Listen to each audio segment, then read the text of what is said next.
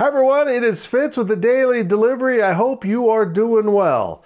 Well, it looks like the Big 12 is zoned in on exactly what their future will look like, with Cincinnati, Central Florida, Houston, and BYU joining the conference at some point.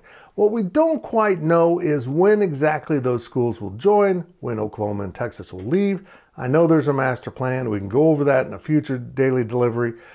But for now, let's not worry about that. Let's just focus in on when they're finally back to 12 schools in this conference. And the question that a lot of fans have, how will they do the divisions? Now, I don't have a problem with giving you an answer. The answer is probably north and south, just like always, with Central Florida going in with the Texas and Oklahoma State schools. And then the Northern Division goes from Provo, Utah to Morgantown, West Virginia, and is crazy. I have a problem with divisions because by name, they literally divide your conference in half. And maybe that caused some of the issues with the conference.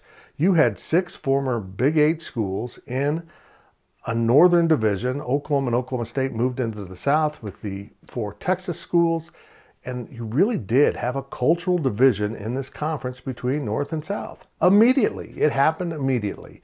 So I think maybe they should seriously consider looking at scheduling pods.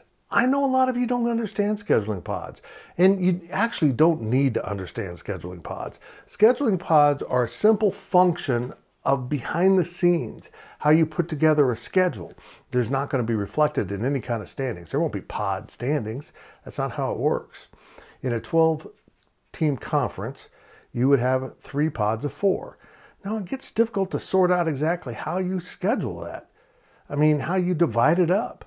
Probably the Texas schools would seem like a logical pod, but then again, you have problems with figuring out who goes with the Eastern schools. You got 3 teams in the Eastern time zone. So do you peel off Iowa State and put them in a pod over there?